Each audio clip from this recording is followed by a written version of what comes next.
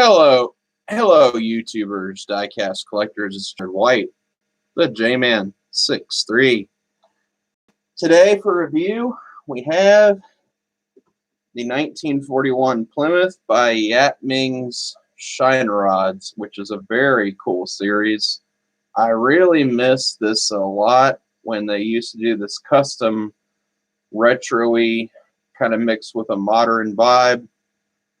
And this car actually has some really cool details now. There's no steering, of course. There's no suspension, but what this car lacks with that, it actually makes up for in a lot of good detail. The nice part about this is you get a nice box. I keep it upside down here because of the screws. You get a display plinth, which is nice. And these are some really detailed models, and I'm holding this by the running board, so I've got this in a very thin spot. In fact, I'm probably going to hold it like that so I don't drop it, and it shatters into a million pieces. I don't want that to happen. But look at how nice the box is that it comes in. These came in some very cool boxes. The 1/18th, considering I got this for 30 bucks, it was a pretty darn good price point, and my friend Don used to have a lot of these, so kind of doing this in honor of him as well. So this is an awesome piece. So first off, let's get to the motor. If the hood will want to open for me. Yeah, let's see. It is opening. It opens on dog legs. Look at how nice the motor is on this piece. The hood stays open pretty well. Nice thick hinges. No complaints there.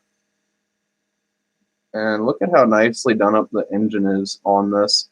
It's a lot more detailed than your average Jada. Even though this does not steer, it still makes up for it in the motor detail. I have no complaints about this model, and I have been wanting to order the Shyne Rod series for a while because I used to see pictures of them, and I heard nothing but good things about their series.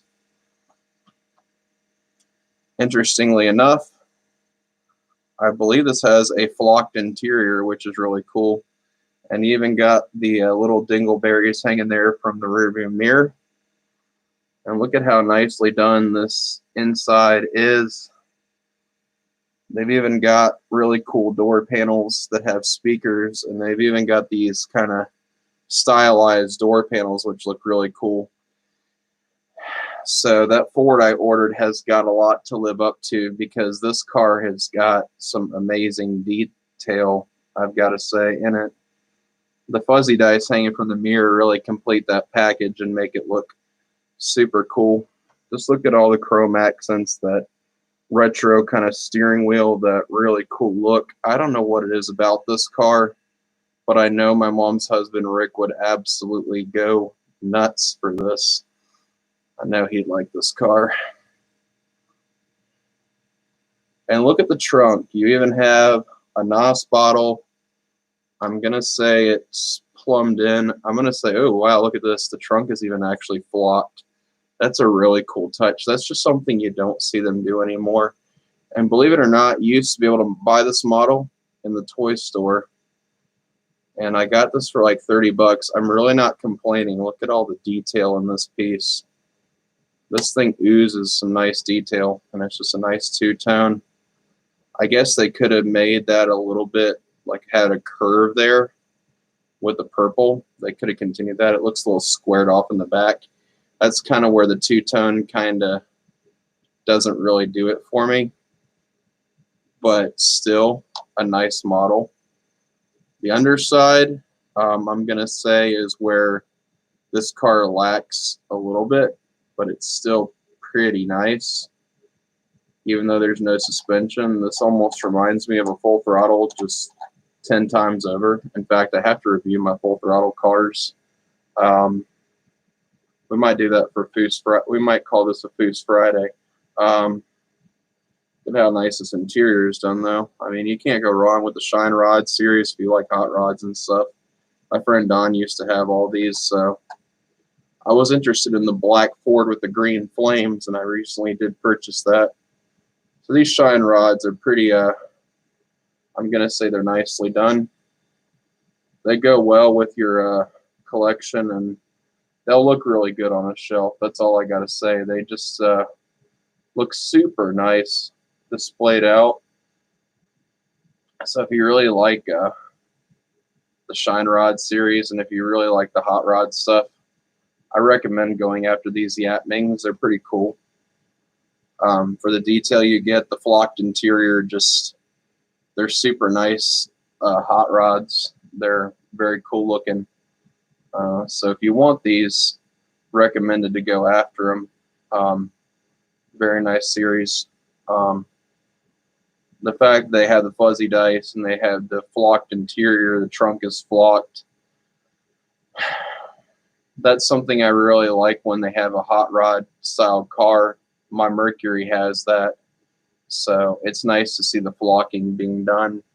I believe that's lost on a lot of the cars that model makers do nowadays. Some of the green lights for the price point I paid for some of the green lights don't even have flocking, which can be disappointing at times unless you pay up for a Highway 61. So to get flocking on a car of this price point is actually pretty darn cool. So the underside may lack detail, and yes, it may not steer, yes, it may not have suspension, but if you're sitting it on a shelf and it actually looks good on a shelf, are you really going to complain? I don't think so. This is actually a worthy purchase at $30, and it's not bad for what you're getting. So I'm not going to complain. I actually love this color.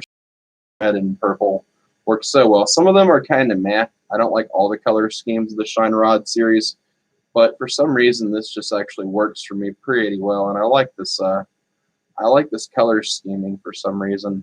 It's really cool looking, and these wheels just really set it off. So I guess this is kind of what you'd call a billet rod. This is, to me, is more the high-tech era of hot rodding, is what this is supposed to be representing, like the Chip Boost, Boyd Coddington stuff. It's probably, my guess, is another take on that kind of type line.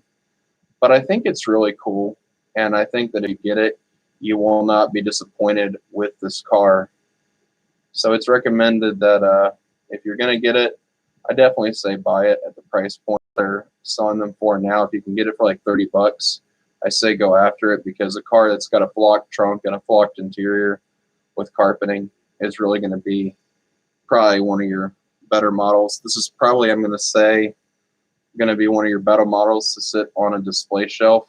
And if I had the chance, I'll probably wind up picking up another one of those Shine rods until the prices drop. I mean, I wouldn't recommend spending more than $30 or $40 for one of these, but the price point, if you can make an offer to somebody on eBay, which is what I did, if you can get these for like $30 or $40, I would say go for it, because the details are really there, and it's pretty darn nice. The only thing I can say is there's no headliner at the roof, but that's the only thing that I'm gonna knock this model for. I'm not gonna knock this model too much because it's older and it's actually pretty darn nice.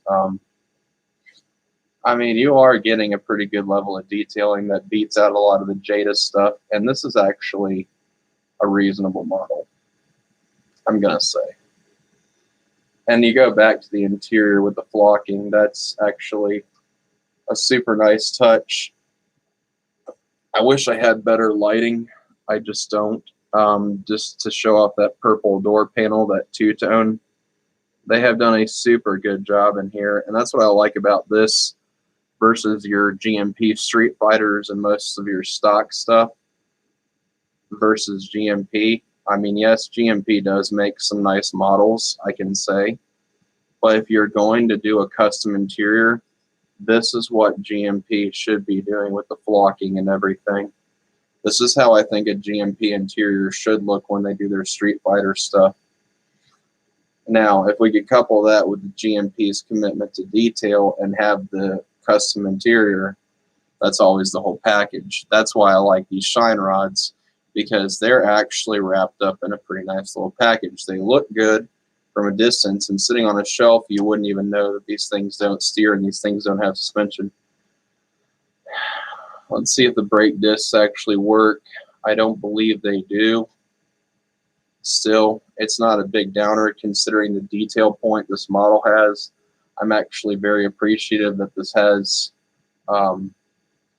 decent, reasonable detailing. I'm curious to see what Hot Wheels came up with back in these days, because I actually got a West Coast Customs car I want to review, so stay tuned. We're doing more rods today from the hot rod room straight up. We might be doing some food stuff, so make sure you stay tuned. We're going to have more reviews on the way.